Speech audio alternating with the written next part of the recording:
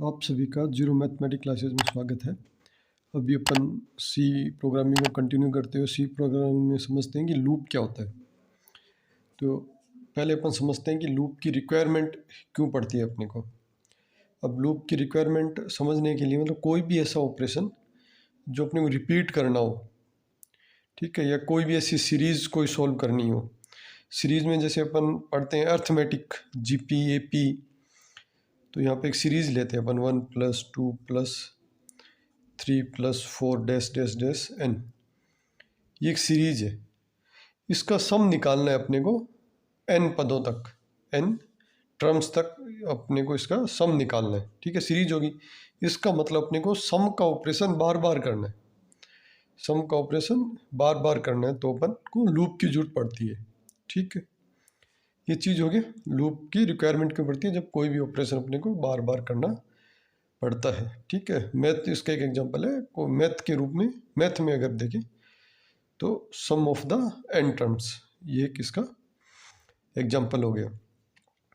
दूसरा अगर अपन एग्जांपल देखें तो ये मान लो कि अपने को कोई रिजल्ट पब्लिश करना है, क्लास के बच्चों का रिजल्ट पब्लिश करना है। तो अपने क्लास में मान लो 6 सब्जेक्ट हैं, क्लास में मान लेते हैं 6 सब्जेक्ट हैं, 4 5 6 सब्जेक्ट हैं। ठीक है, और उसका रिजल्ट के लिए अपन 6 सब्जेक्ट का सबका सम करेंगे। तो अपन क्या करेंगे, ये 6 सब्जेक्ट्स के नंबर का सम कर लेंगे जितने भी उस बच्चे के आए हैं। ठीक, ये अपनों ने एक स्टूडेंट के लिए कर लिया, ये एक स्टूडेंट के लिए कर लिया। अब अपने ये काम क्या सभी स्टूडेंट्स के लिए करना है। ठीक है, ये भी एक स्टूडेंट्स के लिए कर लिया। अब ये काम अपने को सभी स्टूडेंट्स के लिए करना है, ऑल स्टूडेंट्स। तब भी इसमें अपन लूप लगा देंगे। एक के लिए कैलकुलेट कर लिया, अब सभी के लिए करना है तो इस सम को लूप में कॉल कर लेंगे। तो ये सभी बच्चों का जो टोटल मार्क्स होंगे वो ये कैलकुलेट कर देगा। ठीक, अभी अपने को लूप की रिक्वायरमेंट समझ आ गई। ठीक, मतलब जब भी कोई प्रोसेस अपने को रिपीट करना है तब अपने को लूप लगाना है। अपन देखते हैं सी में जो मेनली यूज होते हैं वो लूप कौन कौन से हैं। तो सी में एक तो होता है वाइल लूप, एक होता है फोर लूप। ठीक है, अभी देखो जैसे पहले अपन वाइल लूप समझते हैं। वाइल लूप तो उसमें कैसे वाइल लिखेंगे, ठीक, फिर यहाँ पे अपन ब्रेसेस लगाएंगे और इसके अंदर कंडीशन लिखेंगे अपन। कंडीशन मतलब ये लूप अपना कब तक चलना चाहिए। तो जैसे इसमें 6 स्टूडेंट थे, सॉरी 6 सब्जेक्ट थे, और मान लेते हैं इसमें 20 स्टूडेंट हैं। ठीक, तो अपना ये चलना चाहिए 20 स्टूडेंट के लिए, अपना ये प्रोग्राम चलना चाहिए 20 स्टूडेंट के लिए। तो अपन एक वेरिएबल डिक्लेयर किया, number of students less than equal to 20, number of student less than equal to 20। तो ये अपना 20 स्टूडेंट्स के लिए प्रोग्राम चल जाएगा। फिर जो सम का ऑपरेशन है, वाइल के बाद ऐसे ब्रेसेस लगाने, जो 6 सब्जेक्ट्स का अपने को सम करना है वो फंक्शन अपन, फंक्शन क्या होती है ये आगे समझाऊंगा मैं, अगली किसी क्लास में समझेंगे। यहाँ पे लिख देंगे अपन, इसमें अपन उसके 6 सब्जेक्ट्स का सम कर रहे हैं। ठीक है, अब जब ये एक स्टूडेंट के लिए हो जाएगा, जब ये एक स्टूडेंट के लिए हो जाएगा तो ये जो स्टूडेंट्स का काउंटर है वो 2 हो जाना चाहिए। एक के लिए हो जाए तो 2 हो जाना चाहिए। तो उसकी इंक्रीमेंटल कंडीशन वो यहाँ पे लिखेंगे। तो उसमें क्या लिखेंगे अपन, students equal to students plus 1। ठीक है, ये उसकी इंक्रीमेंटल कंडीशन हो गई। तो अपनों ने क्या किया लूप को चलाने के लिए, सबसे पहले तो एक वेरिएबल लिया स्टूडेंट्स। ठीक है, फिर अपनों ने वाइल लूप लगाया। स्टूडेंट्स की इनिशियल वैल्यू जो थी, स्टूडेंट की इनिशियल वैल्यू अपन इसके ऊपर यहाँ पे डिफाइन कर देते हैं। स्टूडेंट्स की इनिशियल वैल्यू रखी अपनों ने 1। ठीक है, फिर अपन ने वाइल लूप लगाया। वाइल लूप में कंडीशन लगाई कि तब तक चले जब तक स्टूडेंट्स अपने टोटल स्टूडेंट के 20, ये 20 के बराबर नहीं आ जाए, ठीक है, स्टूडेंट्स का जो वेरिएबल है 20 के बराबर नहीं आ जाए, ये कंडीशन होगी वाइल लूप के अंदर। फिर ये सम हो गया। अब अपने को स्टूडेंट्स का काउंटर हर बार बढ़ाना है, क्योंकि एक स्टूडेंट का कैलकुलेट हो गया। अब दूसरे क्या करना है, तो काउंटर को क्या करना है, +1। तो जब ये दोबारा इस वाइल लूप पे जाएगा, तो पहले स्टूडेंट्स की वैल्यू क्या थी 1, अभी स्टूडेंट्स की वैल्यू क्या है 2, अभी स्टूडेंट्स की वैल्यू क्या है 2। जब दोबारा इस काउंटर पे जाएगा तो स्टूडेंट्स की वैल्यू क्या होगी 2। तो अब ये लूप चलेगा। अब आप सोचो, जब दोबारा चल जाएगा दूसरे स्टूडेंट्स के लिए चल जाएगा तो स्टूडेंट्स की वैल्यू क्या 3 हो जाएगी। ऐसे चलते चलते जब 19वें स्टूडेंट्स के लिए चलेगा, तो यहाँ स्टूडेंट्स की वैल्यू क्या होगी 19 पे चला, ये ऑपरेशन कंप्लीट होने के बाद स्टूडेंट्स की वैल्यू क्या हो जाएगी 20। 20वें पे यहाँ आएगा और चेक करेगा तो इक्वल टू 20 पे भी चलेगा, तो इक्वल टू 20 के लिए भी चलेगा। 20 के लिए जब चल जाएगा तो इस वाली कंडीशन से, ये वह सम वाला ऑपरेशन होने के बाद इस वाली कंडीशन से सम की वैल्यू क्या होगी 21। फिर ये यहाँ पे आएगा, यहाँ पे चेक करेगा, वो यहाँ पे चेक करेगा तो देखेगा 20 से कम और बराबर के लिए चलना था, 21 तो ज़्यादा होगी, तो अभी चलेगा नहीं, ये लूप कंप्लीट हो जाएगा।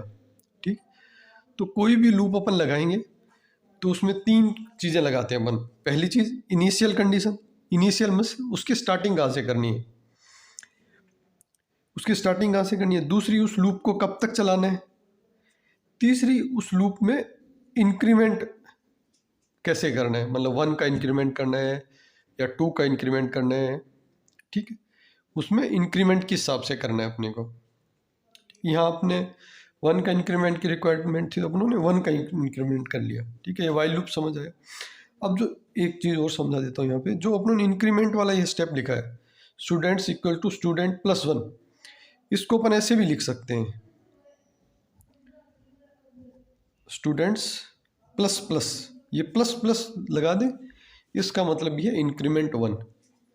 ठीक है, ये तो हो गया स्टूडेंट्स के बाद में प्लस प्लस लगा हुआ है। ठीक है, एक दूसरी चीज़ और भी होती है इसमें, वो क्या होती है, वो पहले प्लस प्लस लगा देते हैं, स्टूडेंट्स के पहले प्लस प्लस लगा देते हैं। पहले प्लस प्लस लगाने का मतलब ये है कि अभी अपनों ने देखा, ये जब लूप अपना शुरू हुआ, शुरू होने के बाद ये ऑपरेशन खत्म हुआ, लूप के एंड में स्टूडेंट की वैल्यू 1 से बढ़ी। ठीक है, पीछे प्लस प्लस लगाने का मतलब है ऑपरेशन होने के बाद में, मतलब अपना जो लूप का टास्क है वो पूरा होने के बाद में उसकी वैल्यू 1 से बढ़ती है। अगर अपन आगे प्लस प्लस लगा देते हैं, इसका मतलब है जब अपना लूप स्टार्ट हो रहा होगा, जब अपना लूप स्टार्ट हो रहा होगा तभी इसकी वैल्यू 1 से बढ़ जाएगी। जब अपना लूप स्टार्ट हो रहा होगा तभी इसकी वैल्यू 1 से बढ़ जाएगी। जैसे मान लो अपनों ने स्टूडेंट की इनिशियल वैल्यू 1 दी थी, ये यहाँ पे इसने चेक किया, इसने देखा 20 से कम है स्टूडेंट की वैल्यू 1, ये ऑपरेशन हो गया, फिर ये बढ़ा, अपनों ने बाद में बढ़ाया था। अगर ये वाली कंडीशन लगा रखी है, ये वाली, तो वो स्टूडेंट की वैल्यू 1 देंगे, पर वो जब लूप में आएगा तो स्टूडेंट की वैल्यू 2 हो चुकी होगी, स्टूडेंट की वैल्यू 2 हो चुकी होगी। क्यों, ये वैल्यू क्या लूप के स्टार्ट होने से पहले ही लग जाती है, जैसे ही लूप पे आता है वैसे ही। तो वो 2 नंबर स्टूडेंट के लिए तो सम कर देगा, पर 1 नंबर स्टूडेंट लूप से स्किप हो जाएगा, 1 नंबर स्टूडेंट लूप से स्किप हो जाएगा। तो इस केस में क्या, इनिशियल वैल्यू को अपने को 0 सेट करना पड़ेगा। ठीक है, अपन ये भी यूज़ कर सकते हैं, पर इस केस में स्टूडेंट की इनिशियल वैल्यू को अपन को 0 सेट करना पड़ेगा। ठीक है, एक बार और समझा देता हूँ आपको। देखो, स्टूडेंट प्लस प्लस का मतलब है कि ये लूप का ऑपरेशन कंप्लीट होने के बाद में अपनी वैल्यू 1 से बढ़ेगी। ठीक है, और आगे प्लस प्लस लगा दिया, मतलब लूप शुरू होते ही उस जो स्टूडेंट्स नाम का अपना वेरिएबल है उसकी वैल्यू 1 से बढ़ जाएगी। ठीक है, ये अभी आपको समझ आएगा। ये सेम फॉर लूप के लिए भी यही होता है। ठीक है, सिर्फ कंडीशन लगाने का तरीका चेंज हो जाता है। ये अपनों ने वाइल लूप देखा, वाइल लूप कंडीशन, ये 2 ब्रेसेस लगा देंगे, ब्रेसेस के बीच में अपन अपना जो भी अपने को स्टेप्स करने हैं वो फिल कर देंगे। अभी अपन देखते हैं फॉर लूप। ठीक है,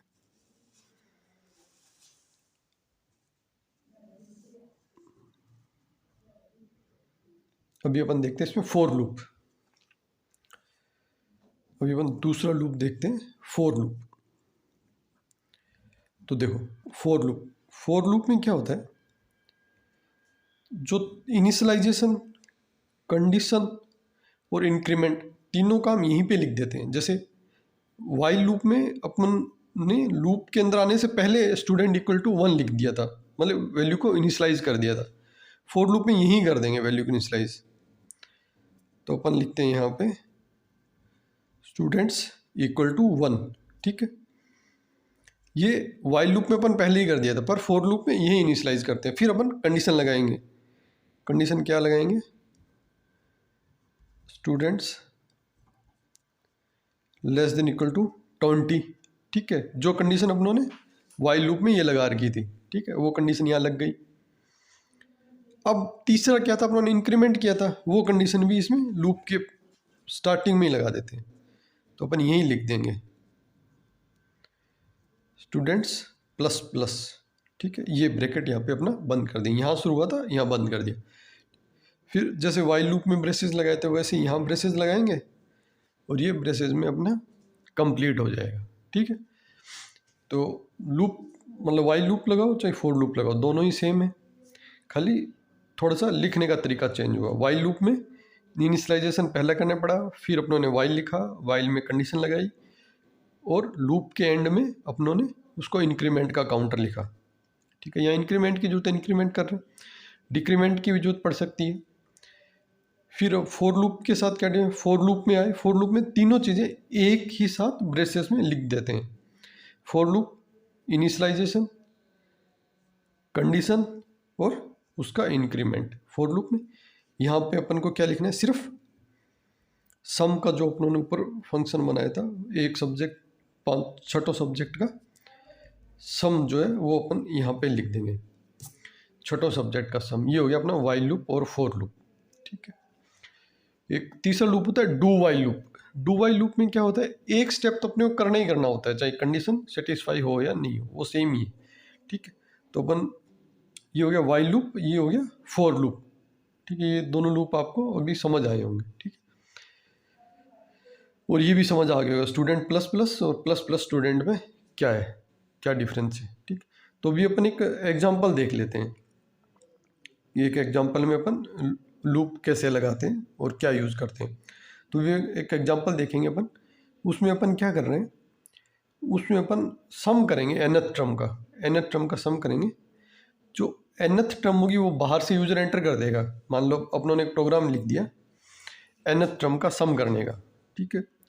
n की वैल्यू क्या होगी, बाहर से यूज़र एंटर कर देगा, बाहर से यूज़र एंटर कर दिया मान लो 10, तो अपना टारगेट हो गया अपने को 10 टर्म्स का सम करना है, ठीक। तो अपन अभी इसका प्रोग्राम देख लेते हैं, हम लोग इसका प्रोग्राम कैसे बनाएंगे। ये प्रोग्राम जैसे इससे पहले अपन देख चुके हैं। अपन जब भी प्रोग्राम लिख रहे हैं तो सबसे पहले अपने को लाइब्रेरी इंक्लूड करना पड़ता है। तो अपनों ने यहाँ पे लाइब्रेरी इंक्लूड studio.h इंक्लूड कर ली। फिर उसका अपन फंक्शन लिखते हैं, ये सी का पैटर्न है, void main star. void main अपन यूज़ करते हैं तो अपने को कोई रिटर्न नहीं चाहिए, void main ये ब्रैकेट लगा दिया, ठीक है। ये अपना फंक्शन स्टार्ट हो गया, ये ब्रेसेस लगा दिए, मतलब ये जितना लिख रहे हैं वो void main फंक्शन के अंदर लिख रहे हैं। स्टार्टिंग ब्रेसेस रहता है, फिर एक एंडिंग ब्रेसेस रहता है, ठीक है। अब अपने क्या करना था, nth टर्म का सम निकालना था, nth टर्म का सम निकालना था। तो उन्होंने 3 इंटीजर डिफाइन किए, 3 क्योंकि पहला nth टर्म अपन बाहर यूज़र से इनपुट करवाएंगे, दूसरा सम अपने को निकालने हैं, तीसरा वेरिएबल ये अपने लिया लूप को चलाने के लिए, तीसरा वेरिएबल अपने लिया लूप को चलाने के लिए। तो इससे पहले जो अपनों ने एग्जांपल समझा था, अपनों ने वेरिएबल पे कंडीशन लगाई थी, वहाँ अपना वेरिएबल था स्टूडेंट, यहाँ अपना वेरिएबल है आई, ठीक है। अब अपन को यूज़र से इनपुट कराना है n, तो अपन क्या लिख करेंगे, printf और scanf। printf मतलब स्टेटमेंट देंगे यूज़र को कि वैल्यू एंटर कराओ, जैसे ही प्रोग्राम चले यूज़र को स्टेटमेंट जाना चाहिए एंटर ए वैल्यू, ठीक है। तो अपन printf में लिख दिया, ये उसको हेडिंग आएगी enter the number of terms, enter the number of terms, ठीक है। तो फिर वो नंबर ऑफ टर्म एंटर कर देगा, मतलब वो n की वैल्यू एंटर कर देगा, 10, 11, 12 जो भी 20, 30, 40 जहाँ तक भी उसको सम निकालना हो, ठीक है। अभी ये प्रोग्राम अपन किससे बना रहे हैं, वाइल लूप से। अपन वाइल लूप से बना रहे हैं तो अपन को क्या इनिशियलाइजेशन लूप से पहले ही करना पड़ेगा। तो अपन आई की वैल्यू को 1 इनिशियलाइज कर दिया, ठीक है।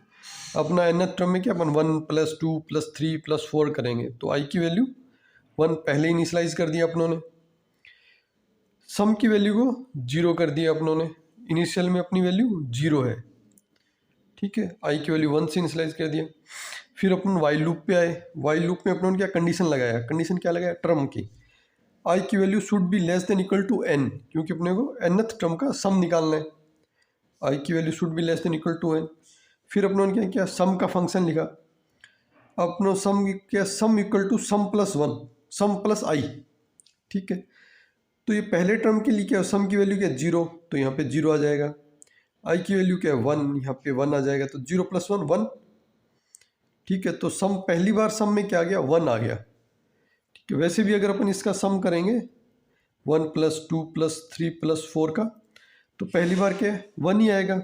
अब सम की वैल्यू 1 हो गई। इसके बाद में अपनों ने क्या लिख रखा है, आई में इंक्रीमेंट के लिए लिख रखा है अपनों ने, आई में इंक्रीमेंट होगा प्लस प्लस, तो आई की वैल्यू होगी 2। वो यहाँ पे गया, उसने चेक किया, एन की वैल्यू क्या अपनों ने 10 डाल रखी थी, 10 से कम है, तो यहाँ पे आया सम।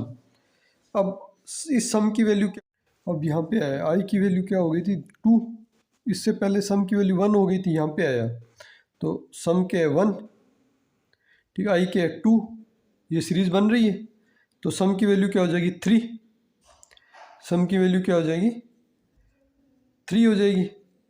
और यहाँ पे आया तो आई की वैल्यू क्या 3 हो गई, यहाँ पे गया चेक किया आई की वैल्यू क्या है 10 से कम है, 10 से कम है, तो यहाँ पे आया सम की वैल्यू क्या थी 3। अभी आई की वैल्यू क्या हो गई है 3 हो गई है, 3 + 3 क्या है 6 हो जाएगी। ये सीरीज बन रही, देखो इन दोनों को ऐड किया 3, अगली बार क्या ऐड होना चाहिए 3, इन दोनों को ऐड किया 6, अगली बार क्या ऐड होना चाहिए 4। तो अब आई की वैल्यू क्या 3 थी, आई की वैल्यू क्या हो गई 4। यहाँ पे चेक किया आई की वैल्यू 4 के टर्म से कम है, यहाँ पे आया सम प्लस आई, 6 + 4 10, 6 + 4 10, ठीक है। ये समझ आ गया अभी आपको ना। ये लूप क्या चलता रहेगा, जब तक आई की वैल्यू 10 के बराबर नहीं हो जाए लूप चलता रहेगा। जब 10 तक चलेगा तो अपना इस प्रकार से ये सम कंप्लीट हो जाएगा। सम कंप्लीट हो जाएगा उसके बाद अपन क्या करेंगे, print f sum of series %d some.